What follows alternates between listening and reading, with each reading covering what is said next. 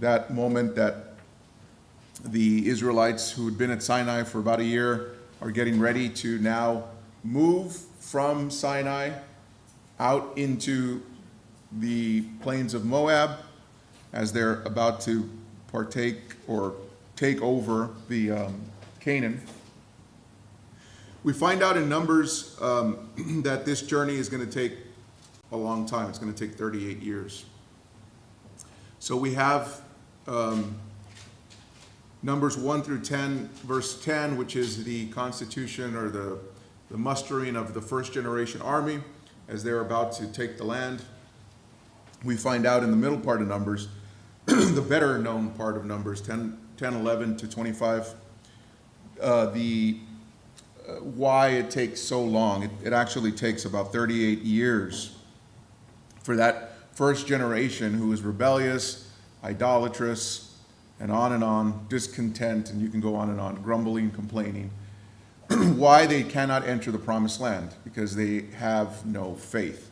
And so over the period of 38 years, that generation dies, and then the end of Numbers 26 to 36, you get the mustering of the second generation army as they're about to cross the Jordan and take over Canaan. Okay, so we're here in Numbers 1 through 4, kind of focusing in on the identity of the people, the ordering of the people. So Moses has been commanded by the Lord to muster all of the fighting men of Israel, 20 years old and upward.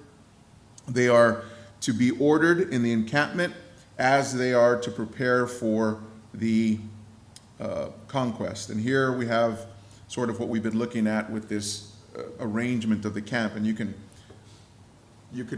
find online many different pictures of arrangements of the camp.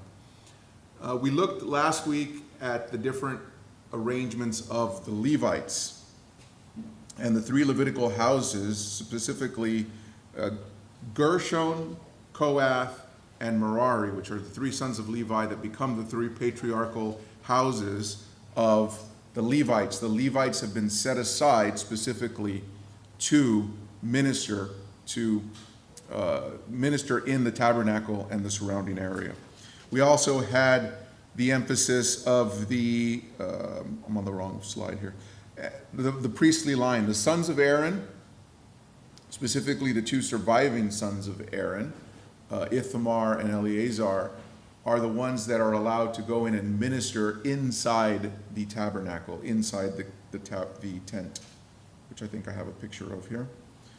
Yeah, and so the Levites can be around this area, and the Levites are important because they transport the tabernacle and so on as it moves, but the priests are the only ones that can minister inside, and so we'll see a little bit of that.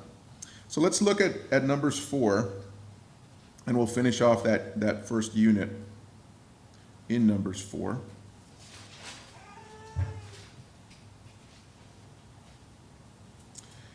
And we talked last week a little bit about, of the three patriarchal houses of the Levites, the Kohathites are the ones that are responsible for transporting the sacred objects of the tabernacle. So the Ark of the Covenant, the lampstand, the table of the bread of presence, and so on. The reason that this is an important job, and the reason that it's emphasized here in chapter 4, is because only the priests can touch these items, and even only the priests can even look at these items. So if God commands the people to pack up the tabernacle and move somewhere, the Kohathites are responsible for transporting these items, but they cannot prepare them for transport. The priests, the sons of Aaron, are the ones that are responsible for putting all of these things away. And so in chapter 4, verses 1 through 16, we kind of have a rundown of the items that the Kohathites are to carry. And verse 4 says, "This is the service of the sons of Kohath in the tent of meeting, the most holy things."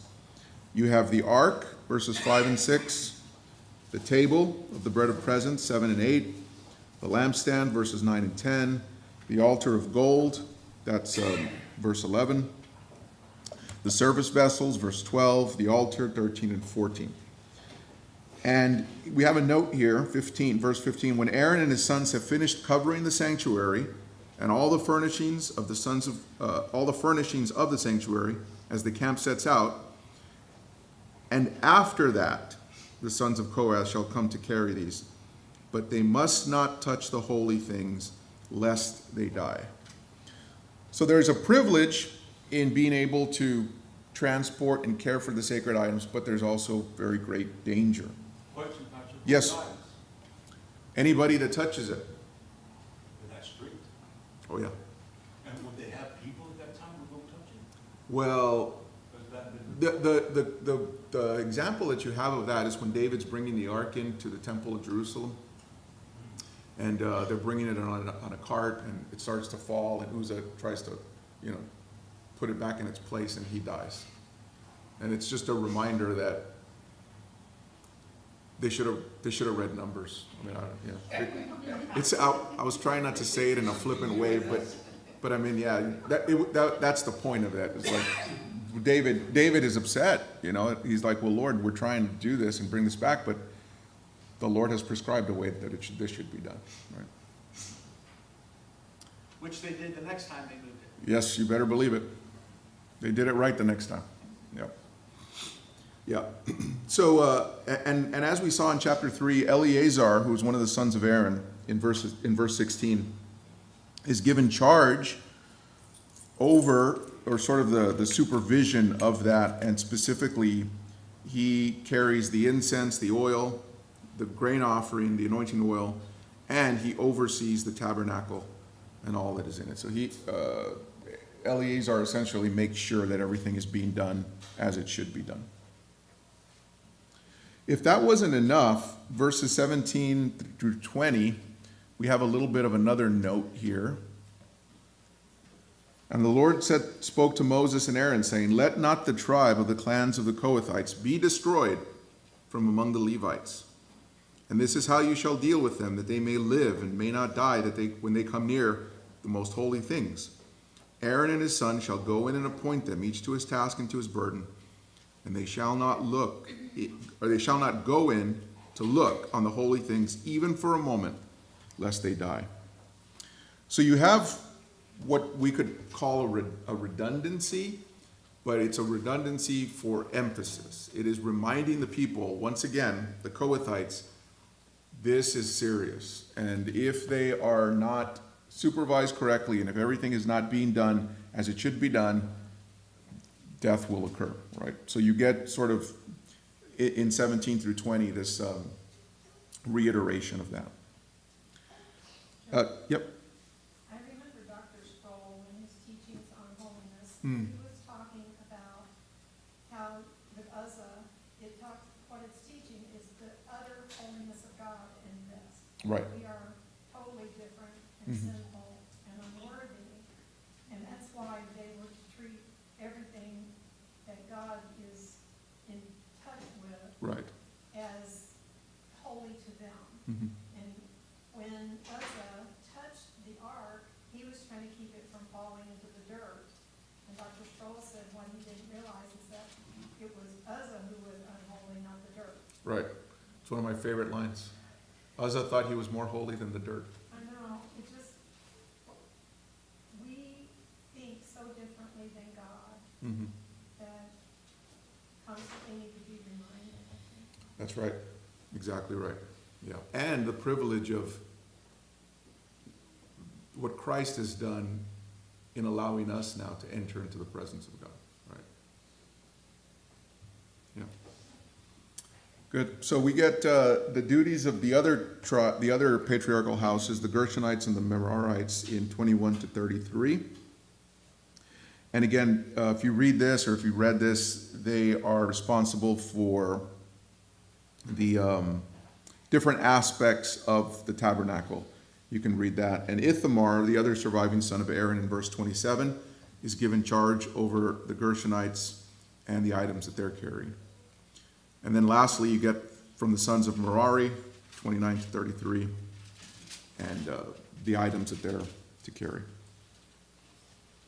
And then finally, we get the musters or the census of the 3 Levitical houses by their houses. So in 34 to 37, you get the census of the Kohathites, 2,750. The sons of Gershon in 38 to 41, that's 2,630. Sons of Merari in 42 to 45, and the number there is 3,200. The total Levitical census there is 8,580. And it ends with the way a lot of these passages end, with what's often called compliance formula. It's just a way of saying the people did, or Moses and Aaron did, as the Lord commanded them. Okay?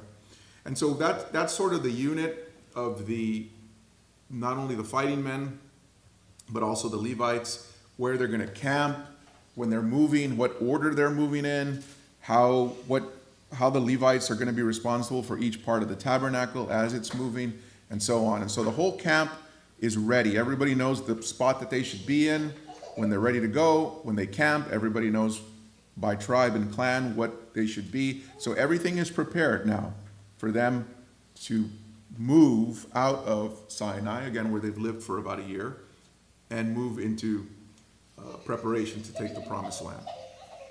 Okay, so that's Numbers 1 through 4. Clear enough? Okay. Okay, so let's move on to 5 and 6 here.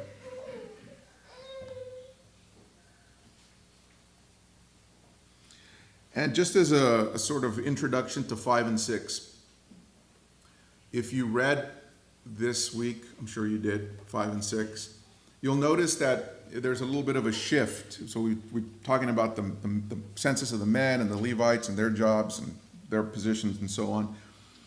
Numbers 5 and 6 are a unit that centers around the purity of Israel's camp. As Louise mentioned, God's holiness is something that is emphasized very heavily and strongly here in Numbers. That's why the Levites have to protect the sacred space where God is. The priests have to protect that. And because God is holy and he dwells among them, if there is any defilement, if there is any sin that, or any sort of ritual purity or moral impurity, that has to be dealt with very quickly. And it's the priest's job, who are the guardians of the tabernacle and the sacred space, to deal with it. And what we have in Numbers 5 and 6 are several different cases. This is sort of like what we would call case law in dealing with impurity that is within the camp, and what specifically the priests are to do in order to deal with that impurity. So that's essentially what these 2 chapters are about, what the unit is about. There is a blessing that is associated with God's presence, as we see at the very end of chapter 6, with that priestly blessing. And so people should be very aware that if they defile themselves and God's presence departs from them, then they have lost their blessing. Okay? So it begins in verses 1 through 4 with the ritually impure. Let me read this and then we can talk about it. The Lord spoke to Moses, saying, "Command the people of Israel that they send out of the camp everyone suffering from a skin disease, everyone who has a discharge, and everyone who is unclean through contact with the dead. Both male and female you shall send away to the outside of the camp, you shall send them, so that they may not defile the camp where I dwell in their midst." And the people of Israel did so. They sent them to the outside of the camp. As the Lord spoke to Moses, so the people of Israel did. So here, more so than the next 2 cases, we're dealing more so with ritual impurity. This particular aspect of ritual impurity is contagious. The skin disease, the discharge, and those who've been in contact with the dead is what we would call contagious ritual impurity. These are things that render somebody ritually unclean, means they cannot approach not only the sanctuary but the camp, because that ritual impurity can be passed on through contact with others. Skin disease refers just to any sort of skin issue that the priests would deem within the category of a skin disease. Discharge would also refer to any sort of issue with discharge. We'll talk a little bit about this more in terms of the New Testament. There's a woman with an issue of blood, but some sort of discharge associated with sexual organs or things like that. And everyone who is unclean through contact with the dead. So this is one that we think is a little bit less intuitive. But if somebody has to bury a loved one, which happens, the fact that they have come into contact with somebody who's dead, a dead body, a corpse, they are declared ritually unclean for about 7 days. Same thing with the discharge and the skin disease. That's not a permanent exile. That's one where if that is deemed no longer, if it clears up, however we want to call it, and the priest deems that person clean, then through ritual purification, they also can enter back into the camp. Is that like being in quarantine? Sort of. You could kind of call it that. That's a good way to think about it. And the priest would what, pray over them and throw holy water? No, it would just be a community outside of the camp that is awaiting for that ritual purification. Yeah. And there's the rationale that's given here at the end of verse 3 is sort of the purpose of this whole unit, is that the defilement of the camp cannot occur because the Lord dwells in the midst of the people. Okay, let's turn to a couple. Well, how about we just turn to one? Somebody read Revelation 21. It actually goes for a while here. Revelation chapter 21, verse 3. Somebody want to read that, and I'll stop him. And I heard a loud voice from the throne saying, Behold, the tabernacle of God is among men, and he will dwell among them. They shall be his people, and God himself will be among them. And he will wipe away every tear from their eyes.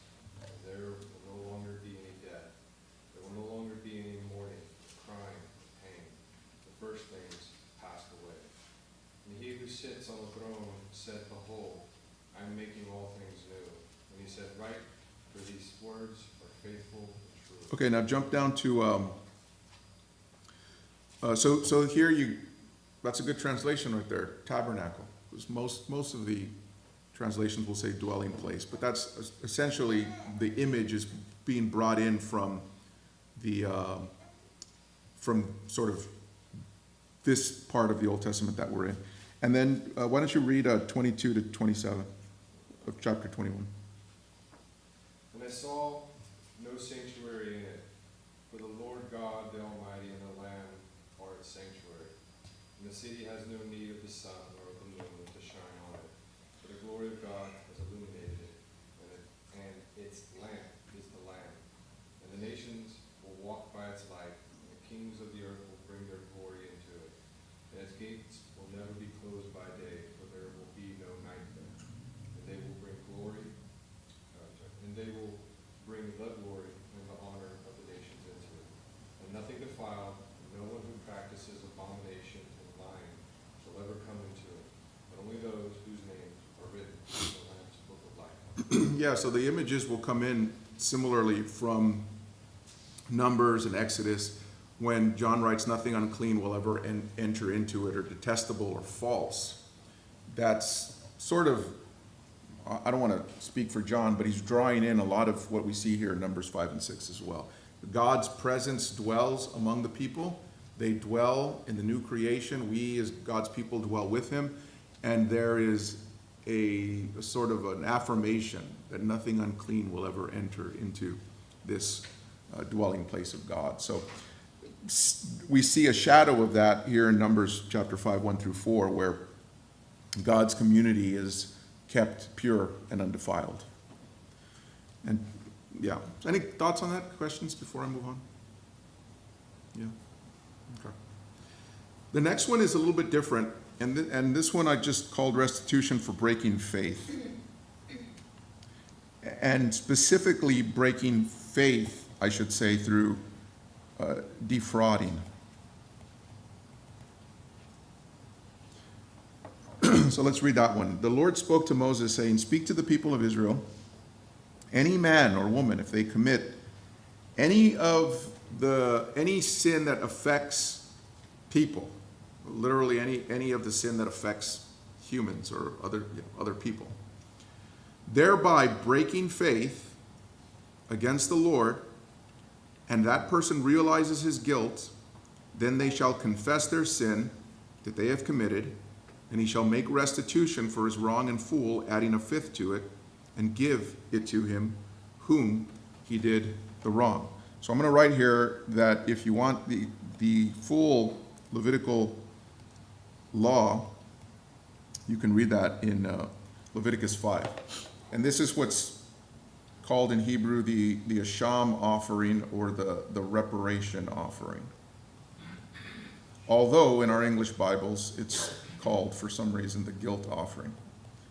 Nobody asked me my opinion when they translate it as guilt offering. I don't think that's a very helpful way to think about it, but it's more of a reparation offering. So if, for example, I found something that belonged to Steve, and Steve said, "Hey, did you find, whatever, my money that I lost?" And I did, but I say, "No, I'm sorry, I didn't." Or I saw that Steve had left one of his tools out while he was working, and I said, "Oh, I need that tool, let me take that." At that point, at one point I might say, "You know what, I shouldn't have done that. Let me go to Steve and say, 'Hey, I did take your hammer, or I did take your 10 coins. Well, I need to return that to him, or the value if I don't have it anymore, and add a fifth to it. And I need to bring a purification offering, or a reparation offering more specifically, to the priest to make amends to the Lord." Okay? And so we kind of have a restatement of that, although you have new information here that's not given in Leviticus 5. So let me read verse 8. "If the man has no next of kin to whom the restitution of the wrong may be made, the restitution shall go to the Lord for the priest, in addition to the ram of purification, or the ram of atonement, with which the purification is made for him." So if the new information that we have here in Numbers 5 that's added from the Levitical law is that if that person is no longer alive, or they have no next of kin, then that restitution is to be paid to the priest who's making the purification offering. And this is sort of an indication to us, or one of the reasons I think this is in here, is to tell us that the priests are to receive what is offered, and specifically some of these restitution offerings, if this case applies. And the reason is that we have sort of an addendum in 9 and 10 that says, "Every contribution, all the holy donations of the people of Israel, which they bring to the priest, shall be his. And each man's holy thing shall be his. Whatever a man gives to the priest shall be his." So this is a way that the priests are going to be provided for through the offerings that are brought, through gifts to the priests. And if something is to be given to the priest who's making an offering, whether it's an animal, whether it's grain, whether it's oil, whether it's restitution, that is one of the ways that the priest is provided for. Okay, so we find out a little bit here about confession and guilt for defrauding somebody, but also we find out that the priests are to receive the things that are offered or given to them through the offering, if that makes any sense.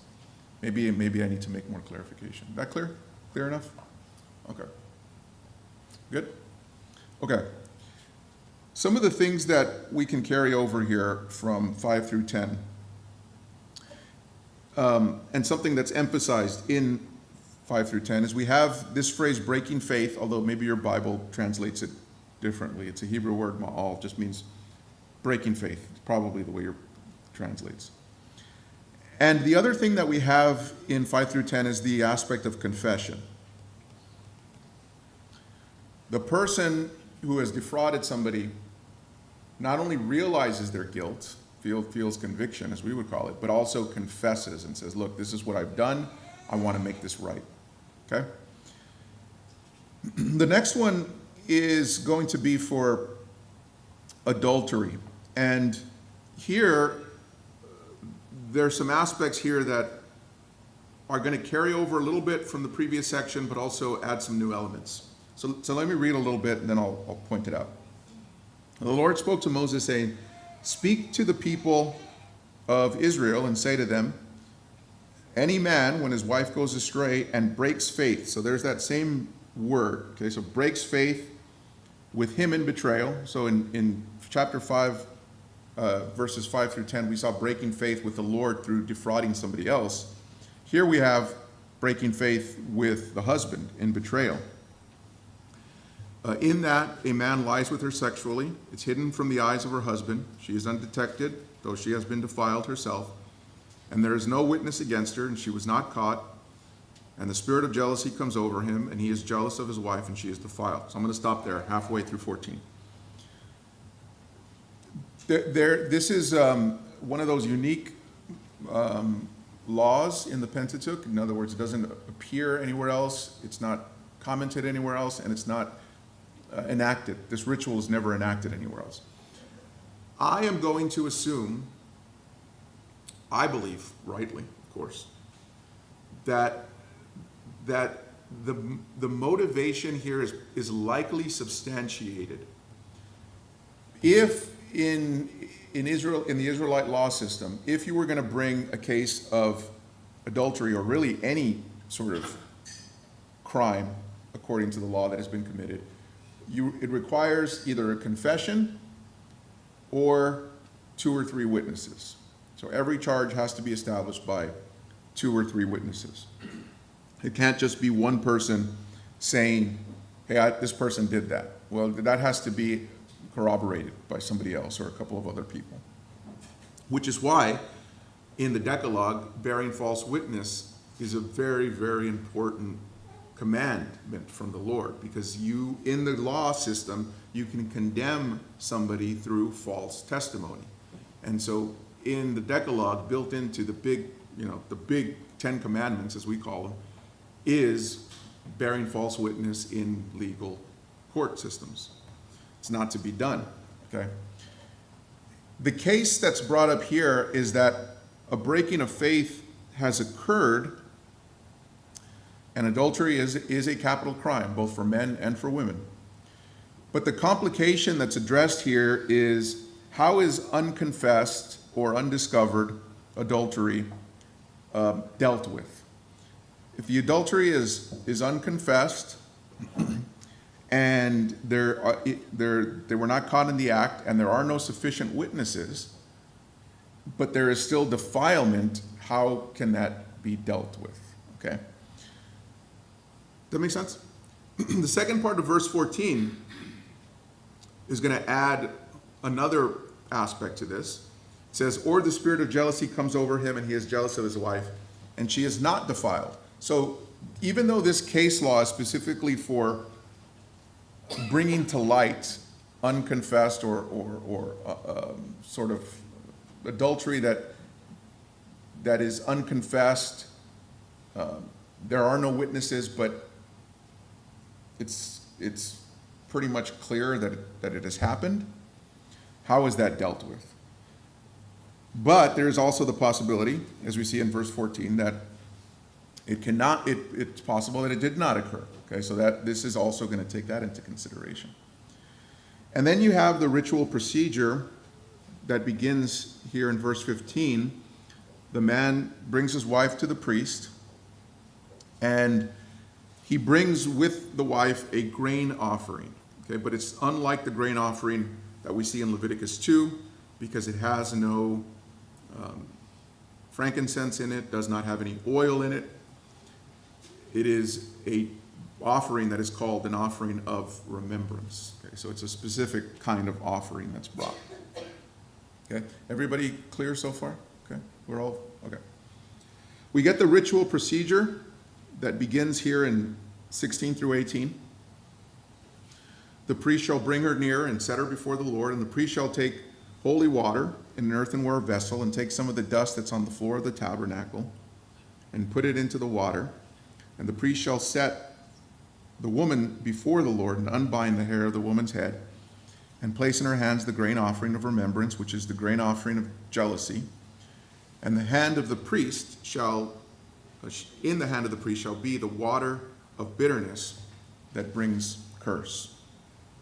So this is going to set up the two aspects, or the two parts, main parts of the ritual procedure, which is the water of bitterness, or the water that brings curse, and this grain offering, this offering of remembrance. 19 to 24 is kind of an aside here that talks about the oath that is to be taken with the water.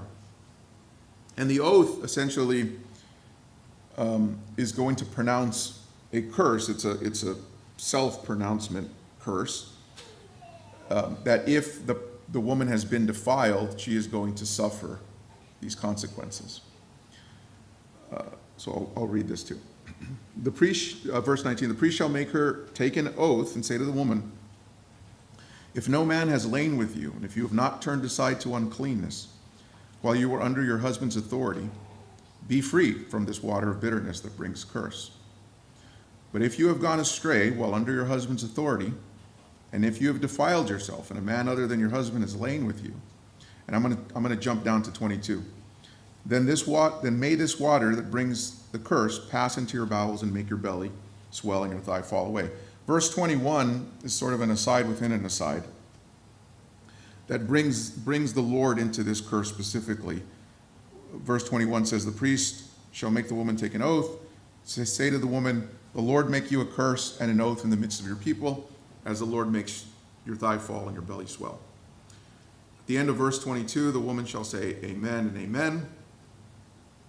The priest in verse 23 writes these curses in a book, so essentially would write these on a piece of skin or whatever would be used to write on. They would wash that ink, those words, into the water of bitterness, and then at that point the woman will drink, okay? And then, just to kind of finish this off here, in verses 25 to 28, the actual ritual procedure is continued from verse 18. The priest shall take the grain offering that was in the woman's hand, shall wave the grain offering before the Lord, bring it to the altar, and the priest shall take a handful of the grain offering as its memorial portion and burn it on the altar. And afterward he shall make the woman drink the water. If, or when, he has made her drink the water, then if she has defiled herself and has broken faith with her husband, the water that brings the curse shall enter into her and cause bitter pain, her belly shall swell, her thigh shall fall away, and the woman shall become a curse in the midst of her people. You get the note there, as we've seen a couple of notes in verse 28, that if she is not, if she's clean, then she shall be free to conceive children. And I'll do the conclusion here. But just to kind of reiterate here as we get through the ritual procedure, again, I would argue that this is how is unconfessed, undiscovered adultery dealt with. Again, in the case of defrauding, it does require purification. It requires confession and purification. Here, there is no confession. In the cases of defrauding somebody, like 5 through 10, if confession is made because of the nature of the crime, that can be made right through restitution by paying the person back plus 20% and then make an offering. Same thing with the touching of a dead body. Through 7 days period, you can become ritually clean again. Same thing with discharge and skin disease. That's not any sort of moral offense that has occurred. But once somebody is healed, then they can enter back into the camp. In the case of adultery, again, both for men and women, that is a capital offense. That's a capital crime. And so it's not something that people are going to be eager to confess. Because if adultery is undiscovered and confessed, then that person is going to be put to death. So it would make sense that there is a system that's put in place here for somebody that has committed adultery and yet has not confessed or cannot be brought to trial because there are not sufficient witnesses. And that's essentially what this is. It also, again, leaves the door open for the fact that adultery may not have occurred. And if that's the case, then no harm will come to the woman. Okay? Questions? For sure there's questions. Steve? So in the text it says specifically a jealous husband Right. or wife. Do you think it would apply to a jealous wife of a husband, and then the husband would drink the? Doesn't seem that way. Although I will go to Hosea in a little bit, just to address that issue. Were there gossiping people at that time? that Probably. Had nothing else to do? I'm sure. I can almost guarantee it. Those two, they're unclean. Since the beginning of time, there have been people that gossip. And how long did this go on, Pastor? Would these people suffer with this kind of, the rituals and all that? Was it going on for a long time? Well, this is one of the things too, and if you have access to rabbinic literature on a Saturday morning where you're bored and you want to read rabbinic interpretation of this and how they turn this over and over and over, it's very unlikely. So here's the thing. We think about jealous husband or spirit of jealousy, and we think of somebody that is like, very overbearing and kind of controlling or whatever the case may be. That I'm sure occurred. The issue here is, and I don't know this to be true, although I could probably say this with some confidence. If a man was bringing his wife every day or every week to the priest and saying, hey, you need to do this ritual again, I think the priest would be like, hey, what's going, like something's wrong here, right? I believe this would have been sort of a substantiated case, a serious case, where there's probably good reason for this ritual to occur. The fact that even amongst rabbinic literature, and again, this would have been quite a bit after, but even rabbinic literature, it's something that is not really practiced. It goes to show that it was something that was done very likely infrequently and with very special circumstances. I don't know that to be true, but it's there. The purpose that this is there is because this brings with it strong impurity into the camp, and if it needs to be sort of sussed out and dealt with, there's a way in the ritual law in order to deal with it. That's kind of the point. Yeah. Does this last verse 31 indicate that if it turns out to be a false accusation, the husband is not considered to have any guilt? Let's talk about it. Yeah, so you get a conclusion of the law in 29, and you get in verse 31 sort of this post note: the man shall be free from iniquity, but that woman shall bear her iniquity. So, right, regardless of the outcome, the husband is free of responsibility for whatever reason. So if the woman has committed adultery or not, the